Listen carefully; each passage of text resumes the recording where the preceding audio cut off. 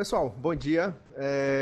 Finalmente, depois de algum tempo, estamos de volta trabalhando educação e saúde continuada, é, juntamente com os colegas do Núcleo Telesaúde da OEA, que, aliás, eu gostaria muitíssimo de agradecê-los pela oportunidade de estarmos aqui mais uma vez trabalhando com vocês. Educação e saúde continuada, que para nós é imprescindível. Nós precisamos cultuar essa prática, precisamos desenvolver essa prática, torná-la frequente e principalmente atuante. A gente sempre começa reforçando a necessidade de se trabalhar educação em saúde, que hoje no Amazonas, pelo menos na área da saúde, pelo menos no que se refere às ações de vigilância em zoonose, elas não é uma educação em saúde continuada. Para continuar, ela tem que começar e nós ainda não começamos efetivamente, né? Temos algum ponto ou outro de alguns municípios trabalhando, mas nós precisamos tornar essa prática constante, frequente e realmente efetiva. Nós precisamos atingir especialmente a população ribeirinha, a população altamente isolada que necessita das nossas informações devidamente mastigadas para que eles absorvam com melhor facilidade. Então, como eu dizia no começo, agradeço muitíssimo, mais uma vez, ao Núcleo Telesaúde da Universidade Estadual do Amazonas, que numa parceria primorosa nos possibilita trabalharmos aqui com vocês na questão da educação e saúde. Hoje, vamos trabalhar um ponto extremamente interessante, extremamente importante e útil para o dia a dia, que é a guarda responsável de cães e gatos. Nós sempre adotamos esse tema quando nós enfatizamos os problemas decorrentes da alta população de cães e gatos, principalmente nos municípios por onde nós passamos para fazer supervisão ou assessoria técnica. É uma questão relevante.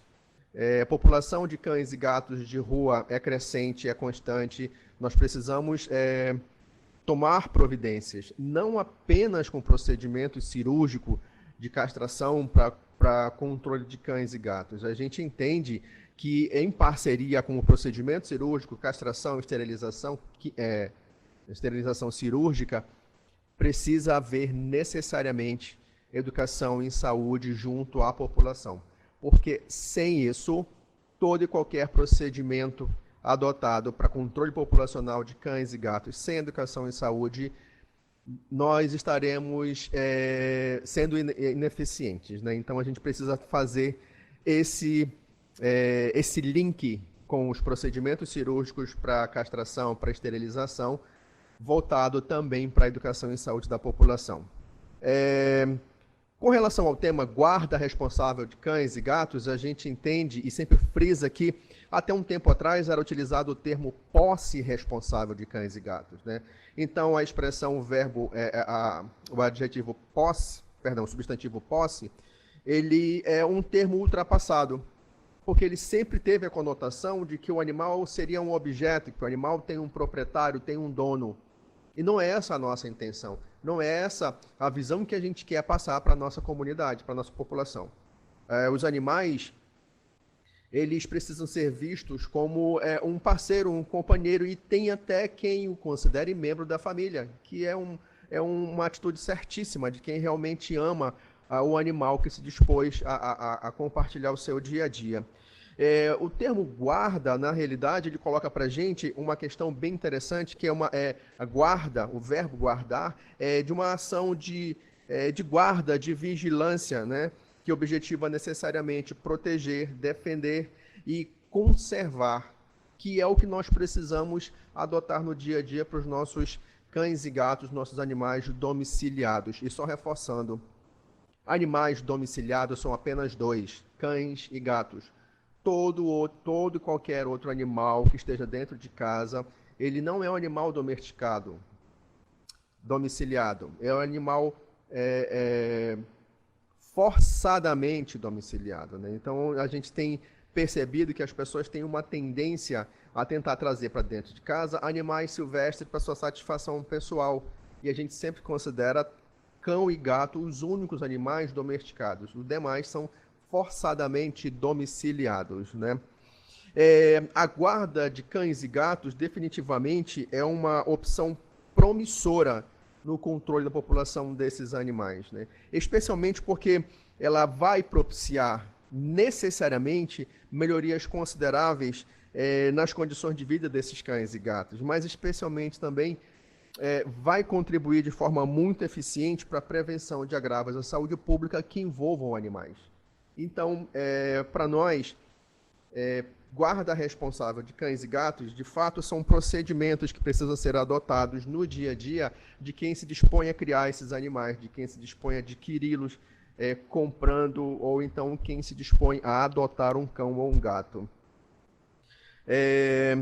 Esses procedimentos da guarda responsável, eles vão dar a possibilidade de nós fornecermos condições ambientais adequadas a esses animais, né? E que condições adequadas são essas? Necessariamente um espaço físico adequado, a higiene para esses animais adequada, de forma adequada, cuidados contraceptivos.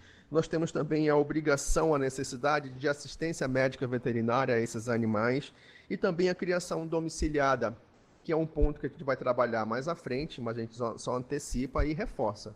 Cães e gatos são os animais domesticados, né? São os únicos dois domesticados. Os outros animais que estão dentro de casa, eles são domiciliados forçadamente.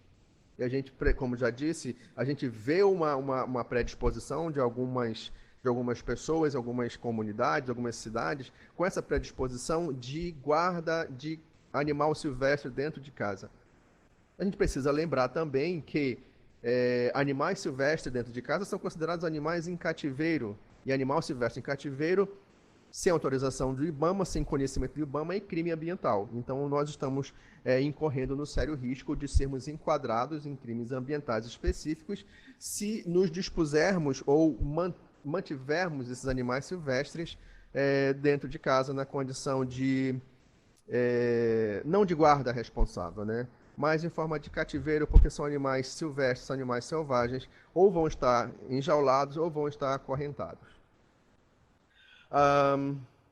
Na sequência, nós vemos então as condutas para a guarda responsável.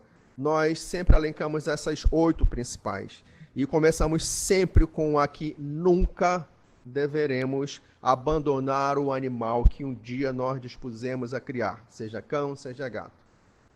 Quando alguém se dispõe a abandonar esse animal, está no mínimo cometendo um crime ambiental. O abandono, felizmente, se tornou um crime de acordo com o decreto, eu vou pegar a minha cola, é o decreto 24.645 de julho de 34, no artigo 3º do inciso 5º. Então, abandono de animais é considerado crime, sim, felizmente, e desde 1934, inclusive, né? Além de você estar cometendo um crime, quando você se dispõe a abandonar o animal por sua conveniência, você está necessariamente propiciando a ele um sofrimento intenso. Você tente se colocar no lugar do animal, né? Fazer um exercício de empatia. Você imagina, alguém que é a sua referência, ele deixa num local que você nunca visitou, que você nunca esteve e desaparece instantaneamente. O animal ele perde toda a sua referência. Ele se dá conta de que ele está num ambiente hostil, num ambiente desconhecido, sem as pessoas nas quais ele confia. E aí ele começa então já a sofrer pela angústia de ter os seus responsáveis desaparecidos, né? Ele está num ambiente onde daqui a pouco ele vai ter sede, vai ter fome, vai ser agredido por outros animais ou por pessoas. Enfim, abandonar o animal é sempre uma crueldade sem tamanho. Além de ser um crime, como já coloquei, né? Você vai estar propiciando de forma desnecessária um sofrimento excessivo a esse animal. O segundo ponto que é muito interessante é a concordância da família para quando nós nos dispusermos a adotar um cão ou gato, ou então adquirir por compra um cão ou gato, né? A concordância da família é imprescindível, porque isso vai levar necessariamente a um planejamento, desenvolver um planejamento para que nós consigamos receber adequadamente esse animal, né? E a gente sempre reforça, especialmente cães, eles vão ter uma vida média no mínimo de 12 anos. Então você vai levar para casa um animal, ia falar uma pessoa, um animal que vai conviver com você no mínimo por uma década. E se ele for extremamente bem cuidado, ele vai atravessar uma década e meia, às vezes até duas. Você tem um animal por 15 anos, 20 anos, você necessariamente desenvolve um laço de afetividade sem tamanho. E a perda desse animal, ela pode ser até traumatizante para quem fica, né? Das pessoas que conviveram com ele por esse tempo todo. Eu particularmente falo isso com muita experiência, porque recentemente eu precisei, infelizmente, autorizar a eutanásia na minha cadela, que depois de 16 anos começou a pifar. Não teve assistência técnica que desse jeito, fizemos uma série de procedimentos cirúrgicos, mas a doença agravou bastante, a ponto de termos que decidir optar pela eutanásia. E depois de 16 anos, você acaba percebendo o quanto o vínculo com o animal é imenso, né? E a gente acaba adotando esses procedimentos e a gente incorpora isso no nosso dia a dia, nas orientações com relação a a responsabilidade com esses animais. É imprescindível, de fato, né?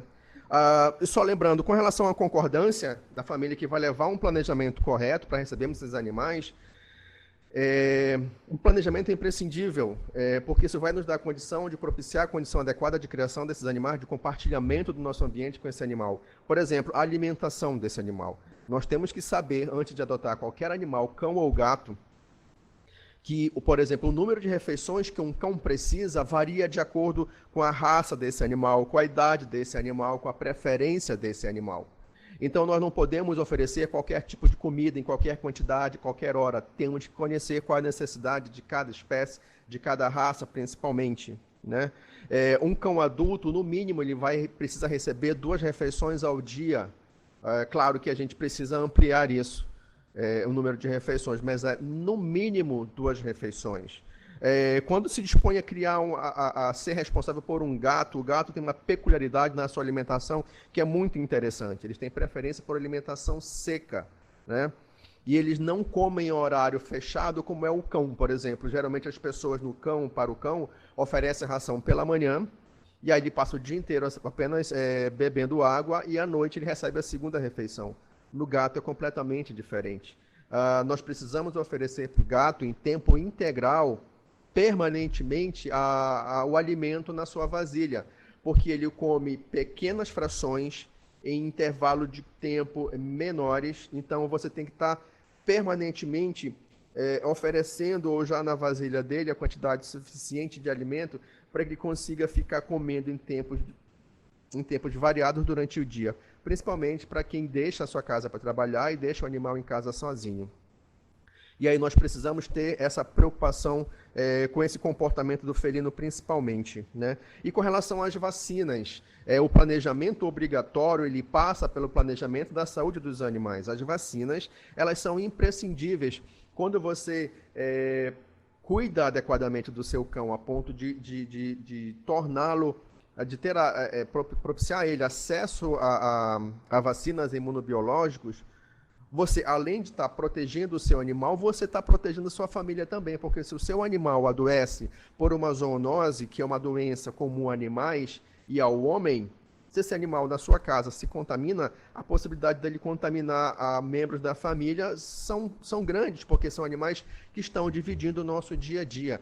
Cães e gatos, principalmente os cães, eles estão dentro de casa, deitados na nossa cama, brincando de morder, lamber e arranhar os nossos filhos. Eles lambem a boca das nossas crianças, brincando. Então, a proximidade é imensa. Então, se não tivermos o devido cuidado com a saúde dos nossos cães e gatos, nós sofreremos as consequências, porque poderemos ser infectados, contaminados por ele, por alguma zoonose específica, né? A próxima conduta, aliás, características e necessidades das espécies. É interessante frisar que os animais têm suas tendências, os animais têm seus padrões de comportamento, têm suas qualidades, têm suas aptidões físicas e também têm os seus defeitos, como todo e qualquer ser vivo, não é mesmo? A gente precisa lembrar, quando nós nos dispusermos a adotar um animal, a adquirir um animal, precisamos ter informação, por exemplo, com relação ao porte físico desse animal que irá atingir quando na fase adulta. Se você, por exemplo, mora num apartamento pequeno de sala e quarto e se dispõe a criar um filhote que achou lindo na rua, ou então adotou um filhote, ou então achou um filhote na rua, ou então se dispôs a comprar, adquirir um filhote de um cão da raça fila brasileiro, por exemplo. Pequenos, eles são uma maravilha, mas o fila, a depender da sua genética mesmo, genética individual, ele pode ficar do tamanho de um bezerro. É um animal que pode atingir facilmente mais de meio metro, até acho que 1 metro de altura. Fila brasileira é um dos maiores cães que nós temos, né? De raças específicas caninas que nós temos. Você vai ter condição de criar um fila brasileiro na fase adulta no apartamento de sala e cozinha? Não tem condição. Então, quando nós nos dispusermos a adquirir esses animais, nós precisamos fazer o planejamento que passa por uma série de fatores, entre eles o espaço físico adequado para os nossos cães. E nós não podemos, de forma nenhuma, fazermos essas constatações quando o animal atinge a fase adulta. E aí você vai perceber o que era um filhote lindo, praticamente um bichinho de pelúcia que se mexia sozinho, ele se transformou num animal grande, que precisa de espaço adequado. E quando o animal ele começa se mostrar inconveniente para você, e quando você não teve o planejamento, a consequência do planejamento pode ser um abandono. Então, vai adquirir um animal, se dispôs, decidiu adquirir um animal, planeje adequadamente, avalie sua condição de estrutura de ambiente, a sua condição financeira para manter um animal com a alimentação correta, com a parte sanitária correta, para poder você adquirir ou um cão ou um gato. E se for um cão, a espécie específica, a espécie adequada. Se é um cão de grande porte, um cão de médio porte ou um cão de pequeno porte, né? Precisamos ter o bom senso de fazermos esse planejamento antes de decidir trazer esse animal para dentro de casa. Do contrário, as consequências podem ser desagradáveis e você não ter o devido laço afetivo com esse animal e decidir pelo descarte, pelo abandono de forma facilitada, que é o que a gente não quer. E só reforçando, o abandono de animal é crime, né? E no mínimo você vai proporcionar a ele um sofrimento desnecessário por culpa sua, que não se dispôs a fazer um planejamento adequado para recebê-lo. Na sequência das condutas, temos a criação domiciliada. Isso é importantíssimo. Nós sempre pontuamos bastante essa questão. A criação domiciliada, ou seja, é criar o meu cão e o meu gato, principalmente o cão, dentro do perímetro da residência. Necessariamente, para isso, a área da residência tem que ser murada, tem que ser gradeada, cercada, para evitar que o cão, principalmente, tenha acesso à rua com facilidade. E que ele só vá à rua acompanhado do seu responsável usando coleira ou guia, para que ele não se exponha e não agrida pessoas ou outros animais, né? Quando a gente se dispõe a fazer a criação domiciliada corretamente, nós temos uma redução de risco de atropelamento. Então, quando o cão, os seus responsáveis, eles não têm a preocupação ou não têm a condição financeira de manter um muro, uma cerca, uma grade adequada para evitar que o seu cão saia às ruas, esse cão, no mínimo, vai causar atropelamento das pessoas, né? Já teve caso em alguns municípios que os cão de rua foi atropelado por uma pessoa que estava ao celular, na moto, sem capacete, atropelou o cão, caiu, bateu a cabeça, teve traumatismo craniano e foi a óbito. Então, o cão na rua solto, no mínimo, ele vai causar um acidente de trânsito, que já é um problema de saúde pública. E aí você tem também risco de agressões. É muito comum crianças serem agredidas por cães quando elas estão a caminho da escola ou de retorno da escola para casa. E aí você tem cães que têm uma índole agressiva, que correm atrás dessas crianças, que mordem, que agridem, e pior, quando esses cães eles estão em matilha, 3, 4 animais, eles acabam agredindo ferozmente, de forma bem traumatizante para a criança. Já temos caso de matilha de cães agredindo criança nas ruas, e a criança, sem condição nenhuma de se defender, não foi mutilada por questão de sorte, mas os ferimentos foram dilacerantes e traumatizantes para a criança, né? Por quê? Porque alguém se dispôs a criar um cão sem a condição domiciliada, criando o cão solto nas ruas. Então, muito cuidado na hora dessa orientação, que para nós, elas são imprescindíveis de serem repassadas adequadamente. E o cão que não está na rua, está criado domiciliadamente, a cadela principalmente, especialmente, nós evitaremos prenhez indesejadas, né? Então, criar cadela na rua, solta na rua, que ela volta para casa para dormir, para se alimentar, ela obrigatoriamente vai se emprenhar, porque ela faz 2 cios ao ano, e aí você vai ter filhotes dentro de casa, prenhez indesejada, e vai ser um custo considerável a mais também, né? Então, a criação domiciliada desses animais é imprescindível nesse aspecto, de propiciar de forma correta e segura esses animais dentro de casa. A próxima conduta é cuidados com a saúde física e psicológica do animal. Então, saúde física é o abrigo adequado, a alimentação adequada, assistência médica, veterinária quando o animal precisar, ou então para a manutenção adequada desse animal. Cuidados psicológicos, você precisa dar atenção ao seu animal. Você vai ter que definir um tempo para atenção para esse animal. O animal precisa de atenção, precisa de carinho, e isso tudo vai, com um ambiente adequado para ele, vai fazer com que ele tenha uma convivência melhor, não estressada, dentro de casa, né? A próxima conduta é recolher e destinar dejetos em local apropriado. É importantíssimo esse ponto, porque se você não tem o cuidado de manter a saúde do seu animal e você não faz vermifugação controlada, vermifugação frequente, o seu animal vai estar infestado principalmente por parasitas intestinais. E esses parasitas no intestino do cão estão eliminando, via fezes do cão, os seus ovos para fazer o complemento do seu ciclo biológico.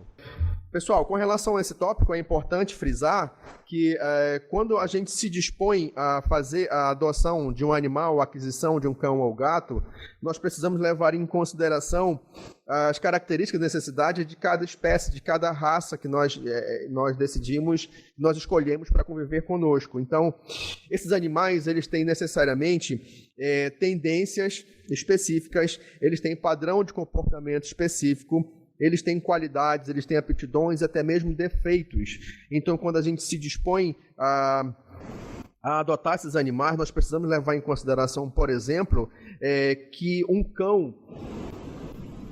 adotar um cão da raça fila brasileira, como é o exemplo que eu já falei anteriormente, um ambiente pequeno, numa residência pequena, pode ser comprometedor para ele quando atingir a fase adulta, porque aí você tem um comprometimento do espaço para uma espécie que a gente considera como uma espécie de grande porte dentre os cães, né? Os cães têm animais de grande porte, de médio porte e pequeno porte. Você adotar um fila brasileiro, um filhote de fila brasileiro, quando atinge a fase adulta, ele praticamente fica do tamanho de um bezerro grande, né? Às vezes ele pode chegar a mais de meio metro ou a quase 1 metro de altura, dependendo da aptidão individual dele. Então, nesse aspecto, nós precisamos levar em consideração o porte que esse animal vai atingir na fase adulta, a índole da raça desse animal, principalmente de cães, o espaço físico necessário que nós vamos oferecer para ele dentro de casa, se é suficiente, se é adequado, para que ele consiga ter uma convivência correta, sem estresse, para compartilhar o nosso dia a dia. É interessante frisar, pessoal, que com relação a essas características, adotar animais silvestres para serem criados dentro de casa, para serem domiciliados forçadamente, são animais considerados em cativeiro e sem conhecimento do IBAMA, sem autorização do IBAMA, nós estamos incorrendo em crime ambiental, em infração penal, de acordo com a Lei 9605 de 98. Então, no nosso programa de educação e saúde, nós precisamos desencorajar a opção de criar animais silvestres dentro de casa. E a gente precisa frisar que animais silvestres dentro de casa é crime ambiental, tem lei específica que pune essa prática. Então, como eu já falei, animais domésticos são apenas 2, cães e gatos. Todos os outros animais que estão dentro de casa são animais domiciliados forçadamente. Na sequência de conduta, nós pontuamos a criação domiciliada, que para nós é imprescindível. A criação domiciliada, na realidade, é quando nós criamos o cão e o gato, principalmente o cão, dentro do perímetro da residência. Então a residência tem que ser cercada com muro, cercada com grade, para evitar que esse cão, principalmente, tenha acesso facilitado à rua. E cão solto na rua, pessoal, vocês sabem que no mínimo vai gerar um problema de saúde pública, ele vai gerar um atropelamento. Nós já temos conhecimento de em um município, uma pessoa atropelou um cão, estava de moto, atropelou um cão, a pessoa estava teclando ao celular, dirigindo moto, atropelou o cão, não usava capacete, caiu, bateu a cabeça, teve traumatismo craniano e foi a óbito, porque tinha um cão criado de forma errada nas ruas, não estava dentro de casa como precisa ser. A pessoa não foi devidamente prudente por estar dirigindo ao celular, dirigindo moto ao celular, utilizando o celular e sem capacete. Então, o cão solto na rua gera, no mínimo, um problema de saúde pública, sem contar que ele vai causar agressão, principalmente em crianças, em transeuntes, crianças que estão indo para a aula, voltando da escola, elas são agredidas com facilidade de cães que deveriam estar dentro de casa, mas vão estar soltos nas ruas. Nós temos casos também de matilhas de cães de rua que agridem crianças, e a criança completamente indefesa, ela só não é mutilada porque algum adulto vai defendê-la, mas as lesões, os ferimentos são dilacerantes. Então, você tem cães que agem em matilha para agredir pessoas, para agredir outros animais. Então, não tem como nós trabalharmos guarda responsável de cães e gatos sem frisarmos a necessidade de criar cães e gatos no caráter domiciliado, cães e gatos exclusivos dentro do espaço da residência e nunca no ambiente de rua, solto nas ruas, né? A próxima conduta diz respeito a cuidados com saúde física e psicológica dos animais. Saúde física esbarra na questão do abrigo adequado para esse animal, o espaço adequado desse animal, o alimento em quantidade e horário correto para esse animal, assistência médica veterinária quando necessário, ou então para manter a saúde desse animal. E com relação à saúde psicológica, e aí você tem também a necessidade de dar atenção a esse animal, dar carinho a esse animal, que associado com um ambiente adequado, você tem um convívio correto, um convívio sem estresse. São animais que vivem adequadamente, dividindo o mesmo espaço, dividindo o nosso dia a dia dentro de casa, em condições corretas de criação. A próxima conduta é recolher e destinar dejetos em local apropriado. Quando você cria o cão fora de casa, na rua, ou então você cria esse cão de forma domiciliada dentro do perímetro do muro, da cerca, da grade, mas você não tem o comprometimento em fazer a vermifugação frequente em período correto desse cão, esse cão ele vai estar infestado com parasitas intestinais. Esses parasitas, eles eliminam, para completar o seu ciclo biológico, eles eliminam seus ovos no bolo fecal. Então, quando o cão está passeando com você nas ruas, ou ele está solto nas ruas e tem acesso ao espaço público de lazer, e esse espaço público de lazer, preferencialmente, a gente sabe que tem um solo arenoso, a areia é um ambiente correto para que os ovos contidos no bolo fecal desse cão encontre condição para que o ovo evolua e libere larvas de parasitas intestinais desse cão no ambiente, contaminando esse ambiente. Então, quando você estiver com seu cão, passeando com seu cão e ele defecar, você tem que estar carregando um saco plástico para que você faça a colheita imediata desse bolo fecal e dê um destino correto, em lixeira correta, para que esse bolo fecal não fique exposto no meio ambiente. Não propicie que os ovos contidos no bolo fecal evoluam para a larva e as larvas tenham acesso ao solo. Quando as crianças vão para esse espaço público de lazer e elas pisam nessa areia contaminada, nesse solo contaminado, com as larvas do parasita intestinal que vieram dos ovos do bolo fecal que o cão defecou, elas vão se contaminar. E elas vão adquirir o que a gente chama de larva migras ou bicho geográfico, que é caracterizado por inflamação, principalmente nas áreas dos pés, perna e mãos, com coceira intensa, com prurido intenso. A gente vai visualizar essa questão um pouquinho mais à frente. Então, recolher os dejetos e destiná-los imediatamente é imprescindível para que a gente não contamine o ambiente, principalmente os ambientes espaço público de lazer, com vermes contidos no bolo fecal que o cão acaba fazendo quando ele fisiologicamente vai passear. Ele, por uma série de cheiro de outros cães, ele tende a urinar e defecar nesses ambientes. Então, seu cão está passando com você, ele defecou, recolha esse bolo fecal imediatamente e dê o destino correto para que esse bolo fecal não contamine um ambiente público de lazer, principalmente. A próxima conduta diz respeito à identificação do animal. Existem uma série de possibilidades de identificação: coleira identificada, etiquetas identificadas. Você tem a possibilidade também, tem prática de tatuagem na cartilagem interna da orelha do cão, chips subcutâneos. Existem diferentes formas de você identificar o seu animal. E entre outros pontos positivos, isso vai facilitar a descobrir, fazer a recondução adequada desse cão para a sua residência, para o seu responsável, porque a partir da identificação presa ao corpo dele, nós conseguiremos encontrar os seus responsáveis e reconduzi-lo à residência e aproveitar para orientar o responsável para não permitir que o cão acesse a rua sozinho e com facilidade. A última conduta diz respeito à castração e esterilização. Nós temos a possibilidade de trabalharmos esse controle da população de cães, seja por métodos cirúrgicos ou seja pela simples domiciliação, né? O procedimento cirúrgico ele é indicado a partir de 2 meses de idade, tanto de caninos e felinos, né?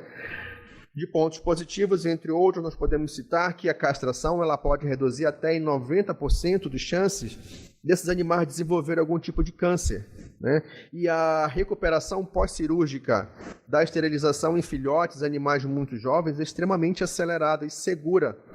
Agora, com a simples domiciliação, criar principalmente fêmeas dentro de casa, sem acesso às ruas, nós evitaremos prenhez indesejada, nós evitaremos que essas cadelas cruzem com machos contaminados, especialmente com o vírus que vai causar o tumor venéreo, TVT, tumor venéreo transmissível, que há um comprometimento de vulva e pênis quando da proliferação desses animais, é de contato sexual. Então, quando você cria a sua cadela dentro do perímetro domiciliado, você vai evitar que ela se contamine com contato direto com os outros animais, contato sexual, né? E também evitar prenhez indesejada. Então, ou você faz o controle da natalidade dessa população de cães e gatos pela castração cirúrgica, ou então pelo controle da criação domiciliada. É interessante citar algumas referências com relação ao ciclo biológico da cadela e da gata. Por exemplo, o primeiro cio da cadela ele acontece entre 7 e 8 meses de vida. Já a da gata, ela pode apresentar o primeiro cio entre 6 e 8 meses de idade. O primeiro cio desses animais na cadela, o número de cios, na cadela, é um cio a cada 6 meses, ou seja, 2 cios por ano, enquanto que as gatas elas fazem um cio a cada 2 meses, ou seja, 6 cios por ano. A duração desse cio na cadela varia de 9 a 12 dias e a duração do cio na gata varia entre 9 e 10 dias, né? A gestação desses animais, a gata, ela tem uma gestação em torno de 58 dias, enquanto que a cadela, ela tem uma gestação em torno de 60 a 63 dias. Então, esses dados do ciclo reprodutivo de cadelas e gatas é importante frisar, porque no controle de natalidade, seja por domiciliação desses animais ou por método cirúrgico, eles precisam ser levados em consideração para que a gente decida o que fazer com relação ao controle da natalidade desses animais que estão dentro de casa junto com a gente. Na sequência, pessoal, nós trabalharemos então classificação do hábito de vida desses animais, especialmente de cães. Como nós podemos visualizar na tela, nós temos 4 classificações. Então, o cão ele é considerado um animal domiciliado, semidomiciliado, comunitário ou de vizinhança, ou então não domiciliado ou errante. O animal domiciliado é aquele que é totalmente dependente, ele vai às ruas apenas acompanhado do seu responsável. O semidomiciliado não, ele é totalmente dependente, mas tem acesso facilitado às ruas. O animal comunitário ou de vizinhança é aquele que é semidependente, mas ele não tem responsável, não tem residência. São vizinhos que se dispõem a alimentar esse animal todos os dias. Ou então o animal não domiciliado, o animal errante, aquele que fica vagando pelas cidades. Eles são encontrados muito mais em pontos públicos de feira, de mercados, né? Eles são altamente independentes e ninguém responde por eles. A classificação animais domiciliados, ela é considerada de menor risco de transmissão, principalmente da contaminação do vírus rábico ao homem, porque esses animais estão dentro de casa sem acesso a outros animais, né? Enquanto que os animais semidomiciliados ou comunitários ou os errantes, eles são importantes na transmissão de zoonoses ao homem, pelo fato de eles estarem mais expostos a outros animais, porque eles têm acesso facilitado às ruas. E a categorias semidomiciliados ou então comunitários e de vizinhança, eles são incriminados como os de maior risco de transmissão de zoonose, especialmente o vírus da raiva ao homem, porque são animais que, além de ter acesso facilitado às ruas, eles têm contato diário com os responsáveis, ou dentro de casa, ou nas ruas, com quem se dispõe a alimentá-los. Então essa é a classificação que, de acordo com o manual técnico do Instituto Pasteur, do programa Profilaxia da Raiva, eles pontuaram esses 4 tipos de comportamento, especialmente do cão. Classificação por hábito desses cães, né? Na sequência, a gente visualiza, falando de doenças zoonóticas, nós visualizamos a que nós consideramos talvez a mais comum dentre as doenças zoonóticas, que é justamente a larva migrans, ou bicho geográfico. E como já falei nos slides anteriores, larva migrans é decorrente da falta de vermifugação dos nossos cães, principalmente cães, e esses cães eles possam ter acesso facilitado à área pública de lazer. Se eles estão infestados com parasitas intestinais, esses parasitas eles vão lançar ovos no bolo fecal, que quando o cão defeca em ambiente público de lazer, onde o solo é composto de areia, encontra um ambiente perfeito, adequado, para que os ovos contidos no bolo fecal evoluam, desenvolvam e liberem as larvas que vão contaminar esse solo. Então, quando as crianças vão para brincar nessas áreas contaminadas por larvas dos ovos que vieram do bolo fecal de parasitas intestinais do cão, elas vão ser contaminadas, e as fotos embaixo elas visualizam perfeitamente esse aspecto, né? Então, a larva ela precisa finalizar o seu ciclo infestando cães para poder elas atingirem o intestino delgado desse cão, completar o seu ciclo. Elas vão se transformar em adultas, vão liberar os ovos nas fezes, e aí o ciclo biológico do parasita, principalmente da espécie Ancylostoma, no cão, é fechado o seu ciclo. Mas quando elas infestam o hospedeiro errado, elas infestam o homem, elas não conseguem sair da área subcutânea. Então as larvas ficam migrando no subcutâneo das pessoas, causando uma coceira intensa. As crianças, principalmente, começam a arranhar e acabam se ferindo, e aí vêm as infecções bacterianas secundárias e acaba ferindo, tornando aquilo tudo uma grande ferida, que aí você tem prurido intenso, seguido de dor por conta da infecção bacteriana. Eu lembro quando eu era criança, eu fui algumas vezes infestado por larvas de Ancylostoma, e eu e os amigos desenvolvíamos com uma certa frequência larva migrans. E eu lembro que a gente utilizava muito em casa, eu particularmente, cera quente, derretida, água quase fervendo, e a gente mergulhava o pé, aí na água era uma mistura com tabaco. Tudo a gente inventava, até sabão em pó a gente colocava na solução para ver se aliviava. E na realidade hoje tem medicamentos específicos que são altamente eficientes, né?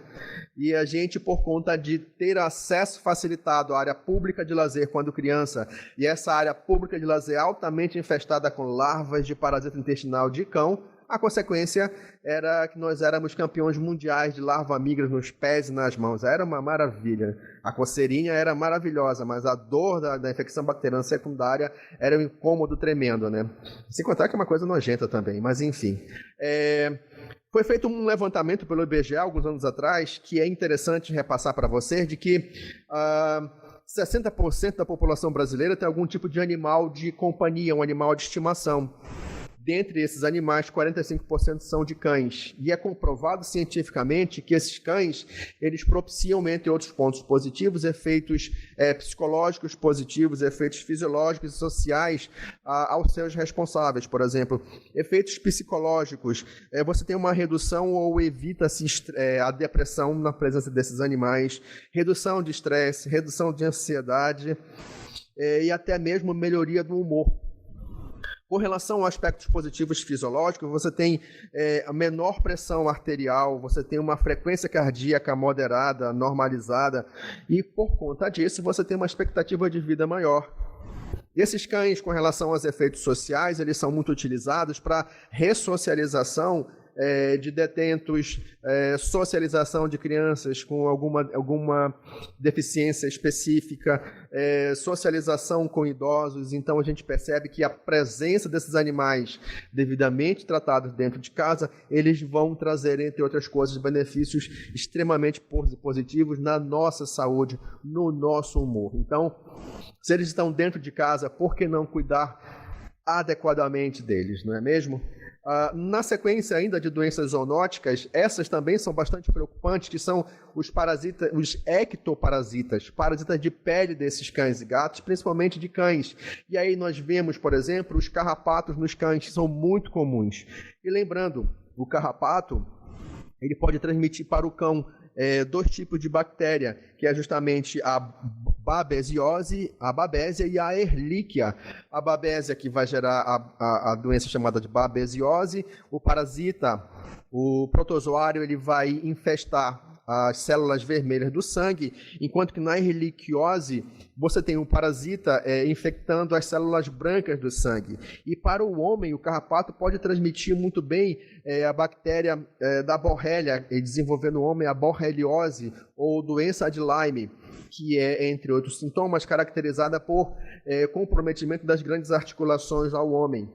E então é interessante nós termos a consciência de que esses animais, quando não são devidamente cuidados, devidamente tratados, eles podem desenvolver ectoparasitas que podem comprometer a saúde das pessoas que estão compartilhando um ambiente com eles também. Nós temos ainda as pulgas, principalmente nos cães. E é interessante frisar que o cão pulguento é o cão verminoso. Por quê? Porque a pulga faz parte do ciclo biológico da larva Toxocaras, do parasita intestinal Toxocaras canis ou Toxocaras cat. Ou seja, quando essa pulga libera o seu ovo no meio ambiente, esse ovo evolui para a larva sai do ovo e começa a se alimentar. A larva da pulga, ela vai ingerir o ovo do parasita intestinal Toxocara. E essa larva, quando evoluir para a fase adulta e começar a fazer o reparto sanguíneo no cão, esse cão vai coçar a área onde a pulga está o incomodando, vai morder, ele vai engolir essa pulga. A pulga chega no estômago, ela é dissolvida e ela libera do seu intestino o ovo do parasita Toxocaras, que ele atravessa o estômago, atinge o intestino delgado desse cão. Aí sim a larva é liberada, ela começa a parasitar o intestino delgado do cão e ela fecha o seu ciclo. Então tudo isso para dizer que o cão que tem pulga, ele necessariamente vai ter larvas de parasitas, ele vai ter parasitas intestinais. Então nós precisamos ter o cuidado também com esse ectoparasita. Cão infestado, com alta infestação de pulga do carrapato, eles vão ter uma debilidade física imensa, porque eles vão ter perdas de sono, a coceira é intensa, a espoliação de sangue, principalmente pelo carrapato, é intensa, pode levar a anemia, pode levar a doenças diversas. E a pulga no ambiente, ela pode muito bem parasitar o homem e causar o bicho de pé nas crianças, né? Então é um parasita de pele, é um ectoparasita que precisa ser controlado. Ambos precisam ser controlados. Temos ainda as sarnas, tanto sarcóptica quanto demodécica. A sarna sarcóptica, ela pode passar do cão para o homem, quando esse vai entrar em contato direto com as mãos sem proteção. Então é um parasita que ele pode facilmente ser transmitido para outros animais, para o cavalo, para o gato, para o cão, para as pessoas, né? E temos também a sarna demodécica, que é uma sarna através de um tratamento mais longo, mais dificultado, que ela causa um aspecto horrível nos nossos cães, principalmente. O cão tem uma perda, perda de pelo intensa, ele fica sem pelo, fica com um odor de manteiga rançosa, que é bem característico desse parasita. O tratamento é longo, o tratamento é demorado, e as pessoas às vezes tendem a abandonar o cão quando ele tem esse tipo de sarna demodécica, né? Que é uma das consequências da falta de cuidado correto dos nossos cães. A ausência de assistência médica veterinária para os nossos cães, os parasitas de pele, os ectoparasitas, para nós são um dos mais preocupantes.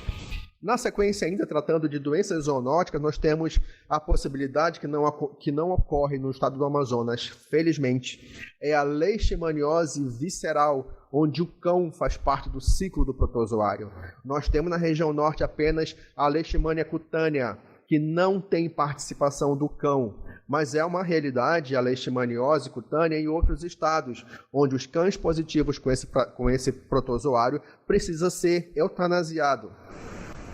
Outra doença zoonótica é viral, o vírus da raiva. Nós precisamos manter campanhas de vacinação excepcionais com 100% de imunização de cães e gatos para que esses animais permaneçam sempre com alta imunidade contra o vírus da raiva, para que eles não se contaminem e não tragam o vírus da raiva para dentro de casa. Perdão. Nós temos outra zoonose, a brucelose canina, a bactéria Brucella canis, que ela pode contaminar o homem pelas secreções de vagina, secreção de pênis e de outras formas, que é uma contaminação oral ao homem, principalmente com as crianças, que tem uma tendência de ser mais próxima desses cães e acaba de forma inconsciente e indireta se contaminando com essas secreções, contendo possivelmente a bactéria Brucella canis. E a leptospirose, que pode comprometer o cão, né? A leptospirose ela é comumente disseminada a partir de ratos contaminados. Por conta disso, a gente sempre frisa, quando você deixar água e alimento para o seu cão durante o dia, pode ser que seja consumido, mas à noite não é indicado, porque à noite os ratos são mais circulantes. Se eles tiverem acesso à água e à comida desses cães, eles vão se alimentar, vão contaminar esse alimento, essa água, e o cão vai ingerir a água e a comida contaminada pela leptospira, vão desenvolver a doença e eles podem muito bem contaminar o ambiente, contaminar as pessoas também. Então, para que se evite a leptospirose dentro de casa, precisamos fazer o controle desses roedores dentro de casa. Precisamos evitar de deixar expostos, principalmente durante a noite, resto de comida dos cães. Anoiteceu, o cão não comeu tudo, recolhe a comida, não deixa exposto durante a noite toda, porque o rato vai ter acesso, o rato vai se alimentar e vai contaminar e pode transmitir leptospirose para o cão, que pode transmitir leptospirose para as pessoas dentro de casa. Falando agora especificamente com relação à zoonose raiva humana, é imprescindível que nós informemos a população as medidas de prevenção e controle desse vírus. É imprescindível nós pontuarmos que nós precisamos fazer o controle populacional, principalmente do morcego desmodos rotundos, que ele hoje é incriminado como principal transmissor do vírus da raiva ao homem. Então, controle desses morcegos é imprescindível. A gente vai visualizar mais à frente por que nós precisamos controlá-los, tá? Mas hoje, o morcego, por ser um animal mamífero, e a raiva é uma doença exclusiva de animais mamíferos, ele é o principal transmissor do vírus da raiva ao homem, porque ele precisa se alimentar de sangue, e dentre as espécies de mamíferos, ele se alimenta do sangue dos homens. Se ele estiver infectado com o vírus da raiva, no momento que ele está se alimentando, ele transmite o vírus pela sua secreção, pela sua saliva, que contém o vírus. Nós precisamos fazer o controle populacional desses cães, e com relação ao vírus da raiva, nós precisamos encaminhar, os municípios precisam encaminhar ao LACEN, Laboratório Central, amostras de cérebro de cães, preferencialmente cães atropelados ou cães mortos nas vias públicas, ou então cães em estado terminal de alguma doença, onde eles precisam ser eutanasiados. Lembrem-se, não é mais incentivado a captura aleatória de cães de rua para serem eutanasiados, para fazer controle populacional. Nós não temos mais essa política. O cérebro de cães de rua são cérebros de cães que necessariamente foram atropelados ou já foram encontrados mortos por algum motivo ou estão morrendo, que precisam ser eutanasiados para encurtar o sofrimento. Essas amostras de cérebro desses animais, desses cães, precisam ser encaminhadas para laboratório para fazermos a vigilância na bancada do laboratório da circulação do vírus da raiva ou não nessa população de cães de rua. E, excepcionalmente, nós principalmente precisamos incentivar a vacinação anual de cães e gatos. Isso é imprescindível, porque quando a gente vacina cães e gatos, quando nós imunizamos, protegemos cães e gatos, nós, por tabela, protegemos a população humana. Porque uma vez que cães e gatos estiverem com imunidade adequada contra o vírus da raiva, eles não vão se contaminar e não vão trazer o vírus da raiva para dentro de casa. Esse aqui é um mapa que mostra a realidade do resultado da campanha de vacinação de gatos em 2018. E aí nós percebemos, em vermelho estão os municípios que atingiram uma vacinação que variou entre abaixo de 50%. Em amarelo estão os municípios que tiveram a vacinação que variou entre 60% e 80%. E em verde são os municípios que fizeram uma vacinação excepcional. Então, 2018, vacinação contra gatos. Se você está visualizando esse mapa e é do município, vamos compensar a vacinação que não foi suficiente, que não foi adequada em 2018, agora em 2019, certo? Não vamos citar os nomes, mas eles estão redigidos no mapa. Então, colegas desses municípios, vamos intensificar a campanha de vacinação para gatos para compensarmos a baixa vacinação que eles tiveram em 2018.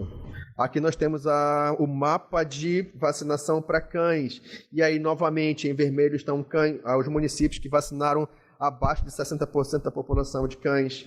Em amarelo são os municípios que vacinaram abaixo de 80% de cães. E em verde estão os municípios que conseguiram a vacinação em quantidade, em percentual adequado à população de cães. Então, aos municípios em vermelho e amarelo, vamos intensificar nossa campanha de vacinação 2019, vamos garantir a vacinação do percentual correto desses animais, de preferência 100% de cães e 100% de gato. Frisando que nós precisamos trabalhar intensamente, principalmente cão e gato, da zona rural, porque nós ainda temos o empecilho da comunidade rural achar que a vacina antirrábica animal, ela vai matar o cão vacinado. Isso não procede. Qual é a realidade do cão, principalmente do cão da zona rural? É um animal que ele é utilizado para caça. Então as pessoas entendem que para ele ser caçador, ele tem que estar com fome tempo integral. Por conta disso, são animais magros, às vezes caquéticos, que precisam caçar para sobreviver. Só que quando eles caçam, entram na mata para caçar, eles podem ter contato com outros animais mamíferos que podem estar contaminados com o vírus da raiva. Então, o quadro é da foto 1, você tem um cão que está debilitado, foi agredido por um animal silvestre na sua caça, e se ele não tiver sido vacinado, tiver sido mordido e arranhado por um animal mamífero silvestre, contaminado com o vírus da raiva, esse cão foi infectado com o vírus no meio da floresta. Ele vai desenvolver a doença, ele vai estar dentro de casa e ele pode transmitir muito bem a raiva dentro de casa. E isso é tudo que nós não queremos. Isso é tudo que nós não precisamos. Surto de raiva por cães em comunidades rurais, porque a população não permite a vacinação desses animais. o que acontece? Esses animais, para caçar, como eu já falei, eles precisam estar famintos. São animais magros, com baixa resistência imunológica. Quando eles recebem uma vacina potente, que nem é a antirrábica, eles vão entrar no estresse imunológico, baixa de imunidade, eles já estão contaminados com outras doenças, porque são animais que adentram a floresta, eles necessariamente são espolhados por insetos que podem inocular neles arbovírus diversos. Nós não fazemos ideia a que arbovírus esses cães da zona rural têm acesso. Então, são animais que necessariamente já têm algum tipo de enfermidade instalada na fase de incubação. Quando eles recebem a vacina antirrábica animal, há um estresse imunológico, esse animal baixa a produção, entra na baixa produção imunológica, as doenças instaladas se aceleram, propiciam o desenvolvimento dessas doenças, e a depender de que doença seja, o animal pode ir a óbito por conta disso. Mas não é a vacina canina que mata esse animal. A vacina canina, sim, ela é potente porque ela é eficiente. Ela vai causar um estresse imunológico, né? Esse animal vai ter uma baixa imunológica e a doença já instalada nele vai se proliferar e vai matá-lo.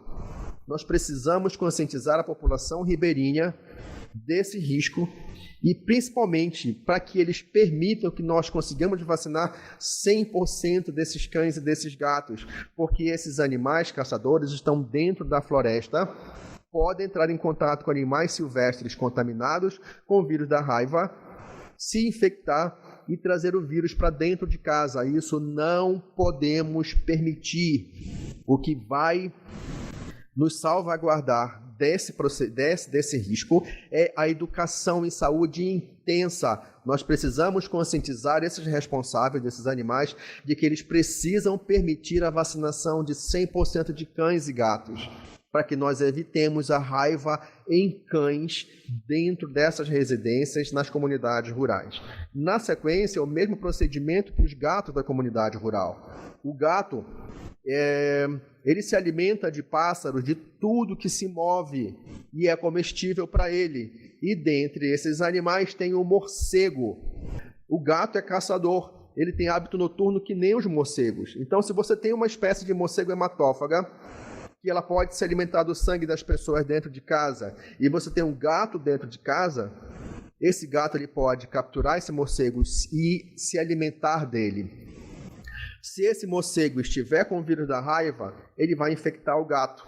O gato dentro de casa vai infectar as pessoas, porque ele vai ter contato direto, ele pode brincar de morder e de arranhar, e nessa brincadeira ele vai transmitir o vírus da raiva. Então nós precisamos garantir a vacinação de 100% desses cães e desses gatos, especialmente da zona rural, por conta do risco deles serem infectados ou se alimentando ou caçando animais, trazer o vírus da raiva para dentro de casa e contaminar as pessoas dentro de casa. Isso, como eu já falei, é tudo que não pode acontecer. É tudo que não precisamos no momento como esse, retomar surto de raiva em cães, em gatos, nas zonas rurais. Nós precisamos intensificar a educação em saúde a essa população ribeirinha para que eles se conscientizem e nos autorizem fazer essa vacinação quando nós passarmos nas comunidades para efetivar a campanha de vacinação antirrábica animal. Aqui nós temos um mapa que é interessante, que ele pontua para a gente casos de agressão por morcegos nos pontos em cor de vinho, né? São comunidades rurais com alta incidência de agressão por morcego da espécie Desmodos rotundos. Esses animais, por serem mamíferos, se estiverem contaminados com o vírus da raiva, eles vão transmitir o vírus da raiva ao homem. E nós temos casos de raiva em herbívoros, animais de produção, bovino, equino. Então nós percebemos que existe nesse mapa a informação de que uma quantidade considerável de comunidades rurais tendo agressão por morcego. E muito próximo, ou nos mesmos municípios, nós temos caso positivo de raiva em bovinos e equinos transmitida por morcego.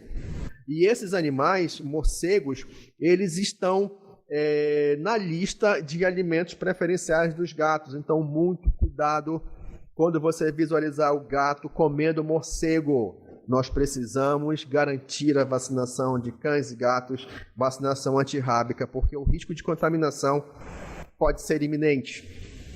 Esse é o ciclo de transmissão do vírus da raiva, que é um ciclo grande composto por 4 pequenos ciclos, que é composto pelo ciclo aéreo, exclusivo de morcego, ciclo rural, exclusivo de animais de fazenda, o ciclo urbano, exclusivo de cães e gatos, e o ciclo silvestre, composto por animais mamíferos da floresta.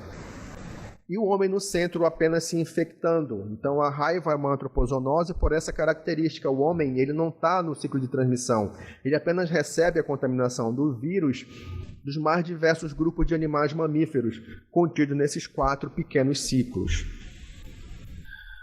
É interessante frisar, pessoal, que em 2018 nós tivemos, a raiva ela foi implantada em 1973 e ela tem esses 5 pontos norteadores. Necessariamente vacinação antirrábica no animal de cães e gatos exclusivamente, preferencialmente com 100% da população desses cães e gatos vacinados.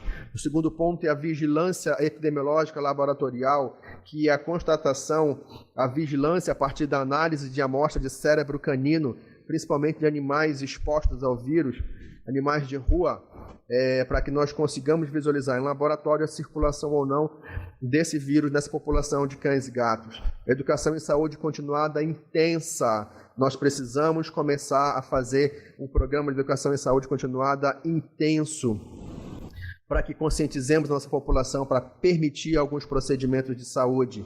Tratamento profilático adequado nas pessoas agredidas por qualquer animal mamífero passivo de ser transmissor do vírus da raiva. E o controle populacional de cães e gatos nos centros urbanos, necessariamente vinculado à educação em saúde de guarda responsável desses animais. É interessante mostrar esse mapa. Em 2018 nós tivemos um mapa de consolidação de todas as informações de todos os municípios com relação ao atendimento antirrábico humano. Então, em 2018, nós tivemos mais de 13 mil pessoas agredidas por animais mamíferos. Dessas 13 mil pessoas, mais de 10 mil foram agredidas por cães, mais de 1.500 foram agredidas por gatos e mais de 500 pessoas foram agredidas por outros animais mamíferos. Percebam, o cão continua sendo o animal que mais agride a população humana. Então, se nós não tivermos a preocupação constante de manter a vacinação correta, a vacinação antirrábica correta na população de cães e gatos, e se eles baixarem a imunidade e forem contaminados pelo vírus da raiva, nós teremos surto de raiva transmitida ao homem por cães, tanto no perímetro urbano quanto no perímetro rural. Então, nós não precisamos desse surto desnecessário, porque a raiva é uma doença imunoprevenível, tanto para humanos quanto para cães e gatos. Então, esse quadro mostra a necessidade de nós mantermos a população de cães e gatos sempre imunizada e, de preferência, 100% desses cães e gatos imunizados. Eles continuam sendo os animais de maior contato direto com o homem, são os animais que mais agridem a população humana.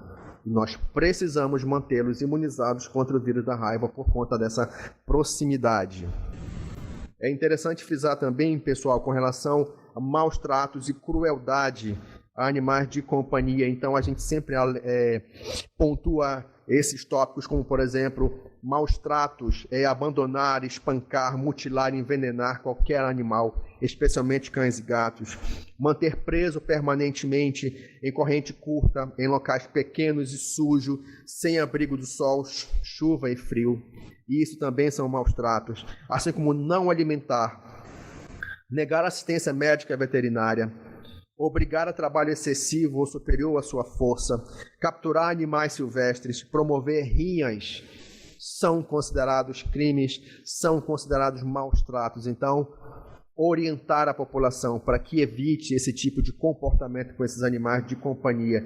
E por mais que seja um animal de rua, não temos por que violentá-los, né? Eles já estão sofrendo o suficiente por estarem nas ruas abandonados, sem alimento, sem abrigo, e ainda tem que passar pelo sofrimento de ser diariamente agredidos pelas populações, né? Pela população. O abandono, pessoal, bom, se nós temos a falta de planejamento na adoção de um cão e gato, quando você não tem planejamento desse animal, a consequência vai ser o abandono, né? Você não se planejou para receber esse cão, esse gato dentro de casa. Quando ele atinge a fase adulta, ele passa a ser um inconveniente para você. Então, abandonar pode ser uma opção. Só que abandono de animais é crime, felizmente. Então você tem as facilidades na rua, você tem animais expostos em vitrine, você tem a compra compulsiva, porque quando ele é filhote, ele é um bichinho de pelúcia que se mexe sozinho. Então tudo isso acaba instigando a aquisição desse animal, né? E aí você não forma um vínculo afetivo adequado, suficiente para evitar o abandono. Quando esses animais atingem a fase adulta e eles comprometem o teu sossego, e você o considera como um inconveniente, você pode abandoná-lo com facilidade. Então, porque você não teve o vínculo afetivo, porque você não teve o planejamento para recebê-lo, você não tem o direito de optar pelo abandono.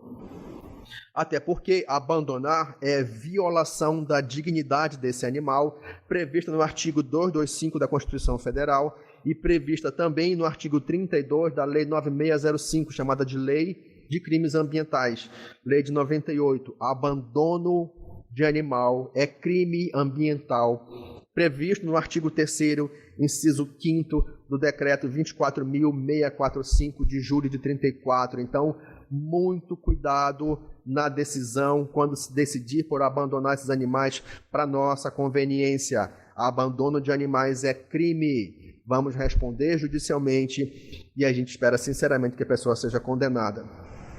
Não vai passar o resto da vida, prisão perpétua, mas precisa ser punida por ter decidido, por optar por o abandono de um animal altamente suscetível, altamente dependente.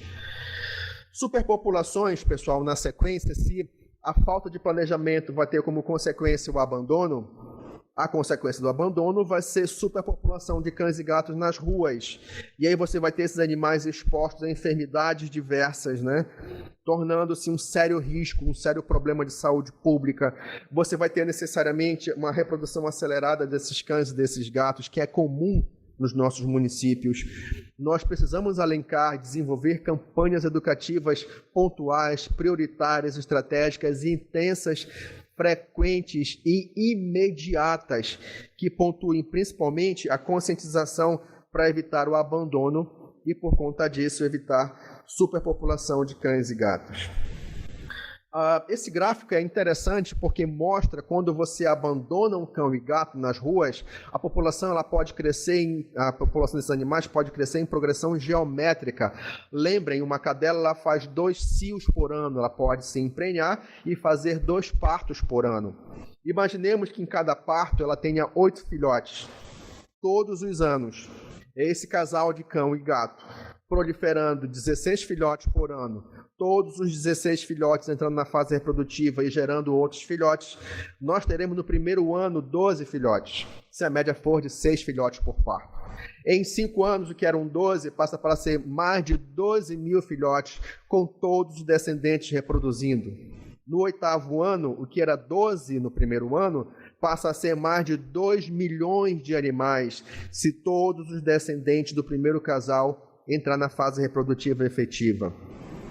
Se esse primeiro casal gerou em 10 anos proles, e essas proles todas reproduzirem, nós teremos o que era em um ano 12 filhotes, em 10 anos, com todos os filhotes reproduzindo, nós teríamos uma superpopulação de 80 milhões de cães a partir de um único casal em 10 anos. Essa estimativa, ela não é absurda, ela é fato. Então, se nós não tivermos o devido controle populacional da população de cães e gatos, eles vão se proliferar em progressão geométrica, sim. Não é fictícia essa probabilidade. Só não acontece porque os cães sofrem de mazelas, eles são eutanasiados, eram eutanasiados em grande quantidade em alguns municípios, que hoje é proibido. Então havia um controle populacional maçante, massivo e desumano, inclusive, com relação a essa prática de captura e eutanásia de animais. Mas nós podemos barrar essa progressão geométrica de cães e gatos de rua se nós conseguimos trabalhar imediatamente a educação em saúde, pontuando o tópico guarda responsável, orientando nossa população a como criar adequadamente esses cães e esses gatos. E isso é imediato, é uma necessidade imediata. A gente sempre finaliza pontuando que a educação ambiental e a educação em saúde continuada, elas são prioritárias para que nós consigamos atingir a conscientização da nossa população referente a diversos pontos, seja de saúde pública ou outros interesses. Com relação à educação ambiental, a Lei 9.795 de 99, ela disciplina a educação ambiental sobre duas modalidades, educação ambiental formal e a não formal. E reforçando que a educação ambiental formal, ela é mantida nas escolas através dos nossos currículos, e a educação ambiental informal, elas são o nosso dia a dia, né? Nós conseguimos repassar algumas informações de forma até mesmo, nem digo improvisada, mas de forma não oficial. A gente consegue repassar essas informações da educação ambiental não formal, principalmente por ações voltadas à conscientização popular. Nós precisamos pontuar essas questões para promover, por qualquer entidade, até qualquer pessoa, pessoa que integra a sociedade civil, ela pode muito bem adotar essa prática da educação ambiental não formal. Enquanto que a educação ambiental formal, ela é curricular, elas estão nas escolas públicas ou privadas. Mas independente de ser formal ou não formal, precisamos enfatizar, a partir delas, a importância da satisfação das necessidades básicas dos animais. Nós precisamos também desestimular a aquisição de animais silvestres. E é a partir da educação ambiental, formal ou não formal, que nós precisamos pautar campanhas socioeducativas efetivas, frisando principalmente a importância de não maltratar qualquer tipo de animal, né? Então, a educação ambiental pontua a questão da dignidade dos animais. E a educação em saúde continuada, para nós, ela é imprescindível. Nós sempre pontuamos a necessidade de trabalhar a educação ambiental em parceria com a educação em saúde continuada, porque uma está interligada à outra. Se você não tem a consciência ambiental de evitar danos ao meio ambiente, por conta disso, evitar danos a animais, a educação em saúde continuada pode ser comprometida porque uma complementa a outra. E com relação à educação em saúde continuada, é importantíssimo porque são ações que são obrigação do técnico da área da saúde. Nós precisamos repassar essas informações para a nossa população. Isso é imprescindível, é obrigação nossa. E a gente precisa pontuar principalmente que uma comunidade, para ela evoluir, ela precisa da interação de multiprofissionais. E esses multiprofissionais, eles precisam incorporar no seu dia a dia o repasse dessa informação. E quando nós decidimos montar o nosso programa de educação em saúde continuada, nós precisamos elaborar programas que, principalmente, eles respeitem os valores, as crenças e a linguagem da comunidade com a qual nós queremos trabalhar, com a qual nós precisamos trabalhar. Mas nós não podemos esquecer nunca de reconhecer principalmente as prioridades que essa comunidade estabelece. Então, obedecendo esses critérios, nós desenvolveremos programas de educação em saúde continuada mais eficientes, que são necessários de forma imediata, precisam ser intensos, precisam ser estratégicos de trabalhar as escolas, as crianças especialmente.